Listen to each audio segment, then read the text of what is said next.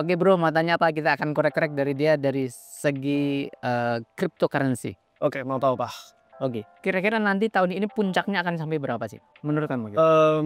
Kita kasih range. So, puncak itu bisa diukur dari sisi waktu, bisa diukur dari sisi harga juga. Gitu loh. Karena itu dua aksis. Kalau kamu lihat ke chart itu ada harga, ada tanggal di kiri kanan, ada harga di atas bawah.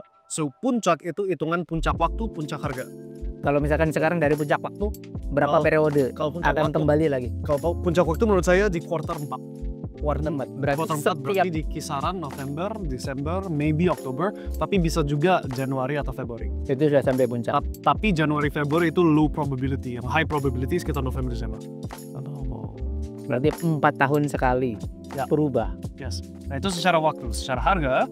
Ini kita mau coin mana ini? Kalau Bitcoin, BTC ya. my current bet, ini aku udah ngomong dari dulu banget, yang jelas gak nyampe 300.000 in 2025. Aku sampai bikin taruhan, aku akan bayar 1 Bitcoin kalau aku salah. So yang jelas bukan 300 menurut aku. But I think reasonably speaking, sekitar range 140-an sampai 210-an. Di kisaran situ nanti ada tanda-tanda. Ini kita akan share dalam komunitas kita. Oh, tanda A, B, C, centang. Exit. Jadi kalau begitu sudah seperti candle, seperti grafik, Yep. nggak tidak bisa jadi bahan perhitungan loh. Dipakai.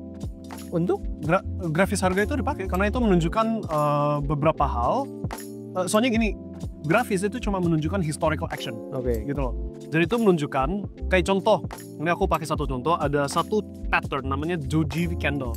Ini kalau kamu lihat di chart 4 jam, chart satu candle itu per 4 jam. Kalau muncul doji candle itu high probability reversal. Reversal itu artinya dia lagi naik, muncul doji candle kelihatannya kayak pedang gitu loh. Iya. Ada pegangan, terus ada ininya, terus ada bagian besar, right? Nah, itu reversal. Dari 10 kali, maybe 8 kali dia pasti turun. Terus kalau ada doji di bawah, pedang yang kayak gini, itu reversal naik gitu loh. So, si chart itu menunjukkan pattern dan level-level yang penting, yang sering dihormati sama pasar. Iya, yang sering dipakai pasar. Bukan dipakai pasar, yang sering dihormati oleh pasar. Gitu loh, secara probabilitas ada probabilitas lebih dari 50% A akan terjadi, B akan terjadi, gitu loh. So chart itu memang dipakai, bukan nggak dipakai. You know, justru the best traders yang aku kenal dan aku sendiri juga memihak ke pola pikiran ini, kita nggak lihat berita sama sekali. Nggak lihat Bloomberg, terminal, bla bla bla, it's irrelevant, gitu loh. Karena kalau kamu pakai berita sebagai acuan kamu, oke? Berita itu pentingnya untuk gerakan long term, itu ada gunanya, gitu loh.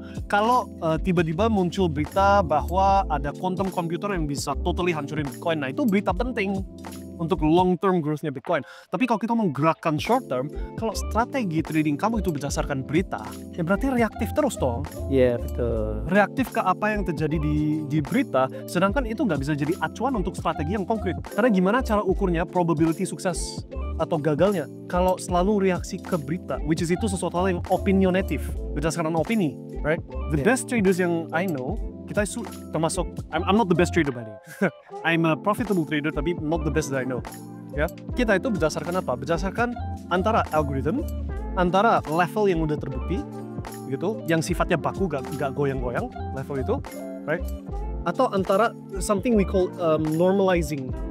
normalization of data, gitu loh. Jadi kita bisa ambil data histori panjang, dirumuskan, ditransformasikan jadi sesuatu yang baku. Kalau angkanya lewat dari angka A, aturan kita memutuskan untuk beli atau jual. Dan kalau angkanya balik arah lewat dari angka A, kita harus ambil tindakan apa. Nah, yang very important itu sebenarnya cuma dua, profit loss ratio. So, dari 10 kali coba transaksi, trade, ambil posisi. Dari 10, berapa yang profit, berapa yang loss. Gitu loh. Let's say kamu cuma 50-50, 5 kali profit, 5 kali loss. Nah, faktor kedua, risk-reward ratio. Risk-reward ratio itu artinya, per bener, cuannya berapa, per rugi, ruginya berapa. Kalau profit loss-nya 50-50, so literally coin flip. Kadang-kadang menang, kadang-kadang loss. Tapi setiap kali profitnya itu per profit $200, per loss $100. Masih cuan ya? Masih cuan, karena 5 kali $200, $1.000, 5 kali 100, minus 500. Netnya plus 500. Konsep itu make sense. Berarti apa namanya, fundamental hanya mempengaruhi sedikit dong. What the fuck is fundamental? Coba. Hah? Definisikan fundamental. Fundamental itu ya seperti berita-berita, That's not fundamental. berita politik. That's not fundamental. Tapi itu banyak mereka pakai. Banyak orang bilang itu fundamental, tapi itu bukan fundamental. Apa itu? Nah, Aing tahu ini karena waktu itu aku naik pesawat terus ketemu sama orang dari Swedia. Dia orangnya udah kaya juga lah, udah punya banyak properti, mobil mewah segala macam. Itu di Malaysia. Tapi orangnya dari Swedia. Aku kenalnya di Malaysia di Penang. Nah, aku di pesawat itu sama dia dikasih tantangan jelasin buat saya kenapa apa itu fundamentalnya Bitcoin. Apa? Aku kasih versi aku. Oke. Tapi setiap kali aku kasih definisi aku, dia selalu bilang, itu bukan fundamental. Itu bukan fundamental. So, my version itu, kalau kamu orang kaya, kamu itu selalu pikirkan, aku taruh duit aku itu di mana? Iya. Gitu loh. Dan taruhnya di mana itu harus memenuhi beberapa kriteria. Kriterianya termasuk, aku taruhnya di mana, barang itu harus setidaknya tahan nilai lawan inflasi. Real inflation, bukan yang dilaporkan sama pemerintah. Kalau pemerintah lapornya inflasi 2%. Di waktu yang sama, harga beras naik 20%. Di waktu yang sama, ya food naik 20%, bensin naik 50%. Real inflation bukan 2%. Real inflation itu lebih tepat 15-20% setahun. Oke? So, barang yang nampung kekayaan kamu harus setidaknya naik lebih dari real inflation. Itu syarat satu. Kalau enggak, misalkan taruh di deposito yang mana deposito cuma 5%, 6%, itu kalah sama inflasi. Jadi justru, yes, uang kamu nggak kemana-mana, tapi apa yang kamu bisa beli tahun depan banding tahun ini, kurang. Dicuri secara halus duit kamu. Oke? Iya. So, syarat pertama itu. Syarat kedua, harus sesuatu hal yang bertahan puluhan tahun, bahkan ratusan tahun sehingga aku bisa diwarisin. Gitu loh. Kalau dia cuma tahannya itu 5 tahun, tahu-tahu pahit. Misalnya apa? Kayak kita ambil saham di perusahaan TBK. Bukan indeks ya, bukan S&P 500, bukan Nasdaq, tapi kita ambilnya itu satu perusahaan. Apalah namanya, right? Average usia perusahaan TBK yang terdaftar di publicly listed company di Amerika, average usianya dulu 15 tahun, sekarang 7-8 tahun. Berarti menyusut dong. Makin menurun. Kenapa usianya menjadi pendek? Karena itu gorengan semua. But the point is, kalau average age-nya perusahaan itu 7-8 tahun terus entah itu pilot atau apa, berarti itu bukan aset dong, itu bukan pasif dong. Tahu-tahu duitku yang aku taruh di situ hilang, gone. Ya, berarti syarat kedua gak terpenuhi, right? Harus sesuatu yang transportable, bisa dibawa. Bisa dibawa. Bisa dibawa. Ai dari dulu bilang begini, kalau kamu ada emas 1 kilo, coba lewatin bandara, lolos gak? Oh, berarti kalau bisa dibawa, You mau beli kayak contoh, aku mau beli properti di luar negeri nih, ya kan? Kekayaan aku itu dalam bentuk emas, aku cairin di Indonesia, kena pajak Indonesia atau apa, ya kan? Langsung mau bawa emasnya keluar, right? Lolos gak bandara? Ketahan di X-ray, ini apa ini? Nilainya di atas 100 juta rupiah atau 10.000 US dollar, berarti dalam bentuk digital dong. Bitcoin, setiap kali aku lewat bandara, bukan ditanyain, disuruh scan 2 kali, karena aku walletnya banyak ya. Selalu ditahan, bukan dia tahan, Ditanya. di X-ray 2 kali, gak pernah ditanya. Oke. Cuma di X-ray 2 kali, ini apa sih? Oh, banyak USB, oke. Banyak USB. Ya. Isi USB-nya berapa puluhan M. Gak ada yang tahu. You know? Oke. So itu syarat ketiga. Syarat keempat, liquid. Gampang dicair gak? Berarti kalau begitu bukan cuma Bitcoin dong, tapi Gak cuma Bitcoin, memang gak cuma Bitcoin. dengan seperti itu ya berarti kan apapun yang bisa digitalkan. Jadi seperti uang digital masuk nggak? Yang aku ngomongin itu universal criteria. Oh, Kriteria yang berlaku kamu punya duit. Iya. Kamu mencari apa itu yang bisa nampung kekayaan saya yang memenuhi kriteria semua itu. Betul kan? Iya. Oke?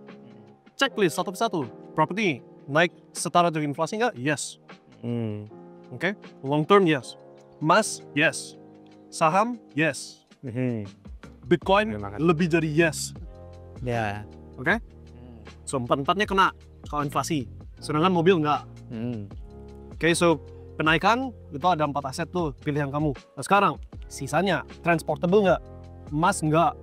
Property nggak. Sertifikat kalau masuk perang kamu keluar negeri harus cepet jual, susah. Ya. Saham kalau masuk perang instan.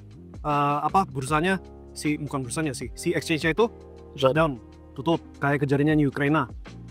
Right? Kalau kamu telusuri satu persatu, aku gak kasih lecture panjang lebar ya. Kalau kamu telusuri satu persatu, cuma satu tok yang memenuhi semua syarat itu, Bitcoin. Nah, menurut saya itu fundamentalnya Bitcoin. Tempat untuk nampung kekayaan kamu yang lebih sempurna dari yang lain. Aku jelasin itu, si orang Swedia itu bukan fundamental. jadi kita kan guyon, aku lagi kenal, ini baru kenal ini di pesawat. Terus kita tukeran WA, aku ambil HP dia, ini aku masukin HP aku. Masukin nomor WA aku di HP dia, aku kasih nama aku, Brian, the guy that can't explain fundamentals of Bitcoin. Orang yang nggak bisa jelasin fundamental Bitcoin. Dia baca itu, hahaha, ketawa. But that is, kalau kita mau what is a fundamental? Fundamental itu apa yang aku sebenarnya dapat buat apa yang aku bayar. Itu loh fundamental. Contoh lain, aku juga jelasin ke orang yang persis sama orang Swedia. Aku bilang gini, aku itu lagi dalam proses beli lahan di Australia, oke? Di tempat yang very jauh dari mana-mana, orang nggak tahu di situ. Aku bisa tumbuhin ayam, sapi sendiri, bla bla bla bla bla. Everything yang aku jelasin di channel aku praktekin, right? Supaya apa? Supaya ada asuransi apabila krisis seberat yang aku mengkirakan akan terjadi, beneran terjadi, jiwa kita selamat dan kita ada opsi untuk bisa tahan hidup. Oke? Itu kalau terjadi. Namun kalau tidak terjadi krisis seberat itu, hidupku masih hidup yang indah, yang damai, yang peaceful, yang happy, yang ada kegiatan yang satisfying. Hidup yang ada purpose, tujuan. Oke. Right? So, benar, selamat. Nggak benar, hidupnya indah. Bisa bertahan di situ. Nah, aku jelasin kayak gitu, baru dia bilang, nah itu baru fundamental. Gitu loh Pak. Jadi orang bilang, fundamental indicator, you don't even know what the fundamental means. Bahkan nggak tahu apa itu fundamental. Tapi orang semua di kursus bilang, kamu itu fundamental trader atau technical trader. Iya. Nggak ngerti apa-apa orang itu. Serius. Berarti selama ini salah dong. Fundamental yang dalam artian mereka berarti ya beda dong. Tapi padahal itu jadi tolak ukur mereka loh. Yes, there's a whole industry yang dibangun berdasarkan misconception itu. Ikuti berita Federal Exchange, Federal Reserve Rate naik atau turun, suku bunganya, bla bla bla bla bla. Aku masih tahu sekarang bisa prediksi masa depannya suku bunga karena suku bunga gerakannya itu berdasarkan apa yang udah terjadi, bukan apa yang akan datang. Federal Reserve itu ganti suku bunga itu berdasarkan inflasi, unemployment, ya kan? Ya. Inflasi dari periode sebelumnya, unemployment dari periode sebelumnya. Mereka lihat, review, dan ambil tindakan berdasarkan laporan itu. Which means itu tindakan berdasarkan history, bukan masa depan. Betul nggak? Iya, betul. Tapi orang diem-diem, 9 o'clock, pengumuman suku bunga, penting sekali aku harus pencet tombol hijau atau merah ini. Itu yang terjadi. Stupid. Ya. Nggak ngerti apa-apa. Gitu loh. So, buktinya, you mau tahu buktinya? Ini aku kasih bukti. Cek channel kita. Bener gak Januari, Februari kita bilang sepanjang 2022 akan turun. Sampai akhir tahun baru beli. Itu bener gak? Terus di paling titik bawah, $15.000 November, kita suruh beli nggak? Yes. Terus naik sampai 106-108 ribu 30 Januari, tanggalnya persis aku bisa mesti hafal.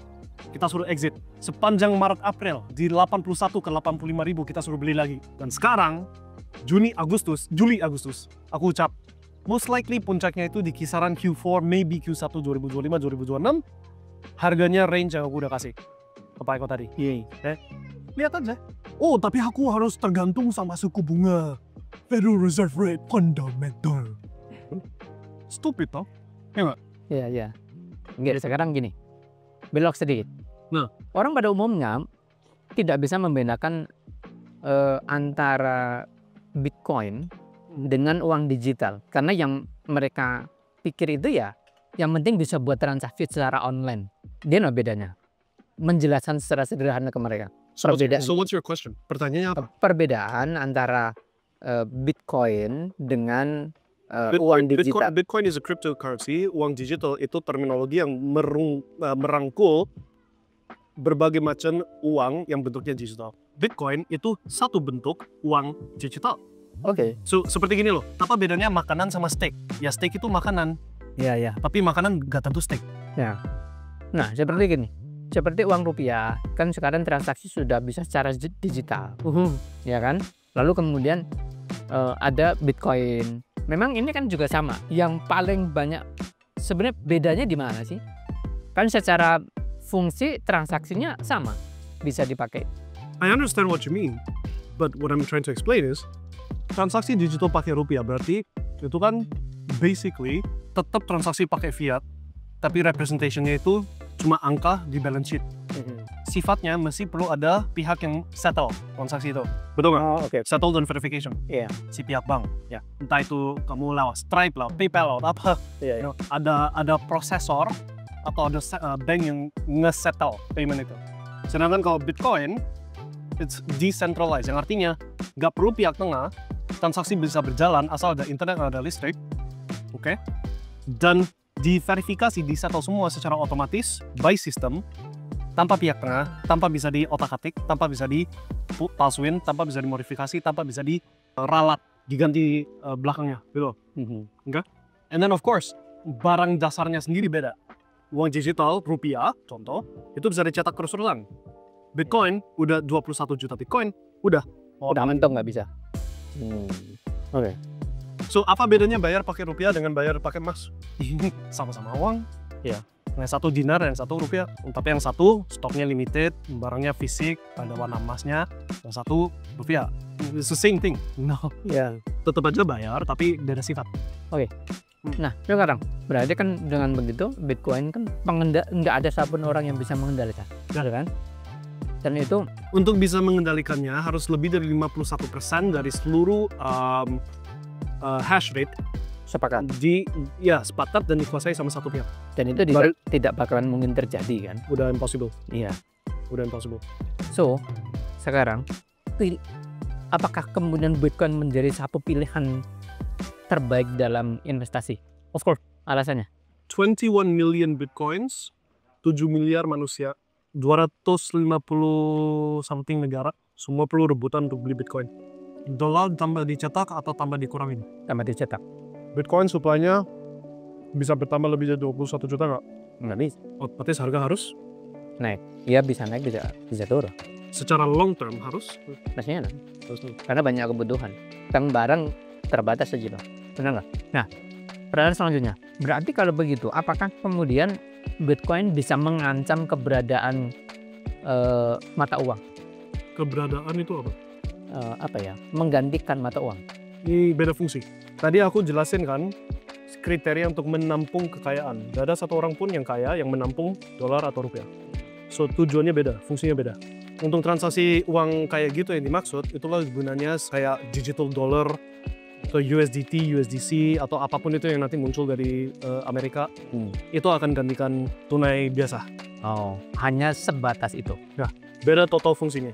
Jadi untuk para pemula atau orang yang benar-benar awam dalam hal cryptocurrency, pertama kali ketika mau belajar ke sana, apa yang benar-benar dia butuhkan?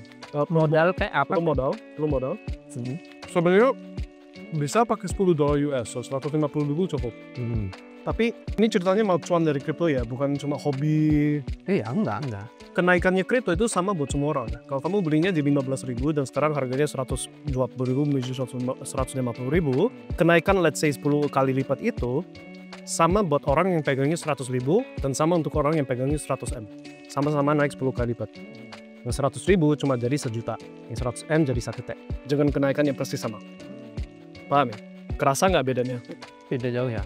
So, makin besar modalnya, makin kerasa bedanya. Tapi ya kita sesuaikan dengan budget masing-masing.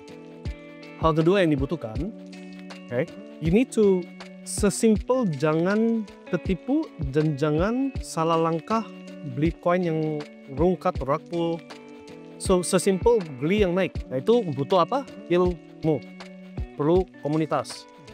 Perlu, data.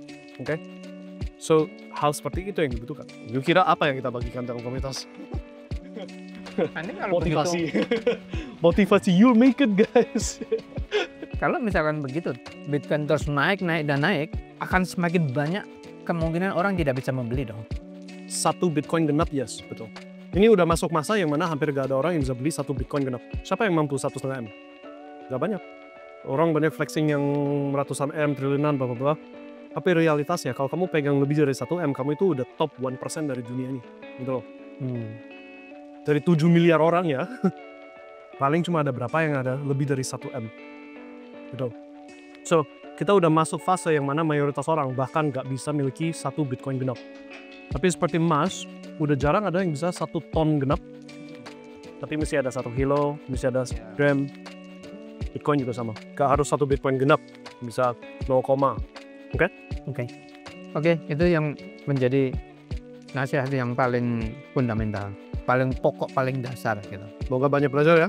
Oke, bukan banyak belajar dan jangan sampai salah langkah. Thank you. Salam cuan. Sampai jumpa. Bye guys.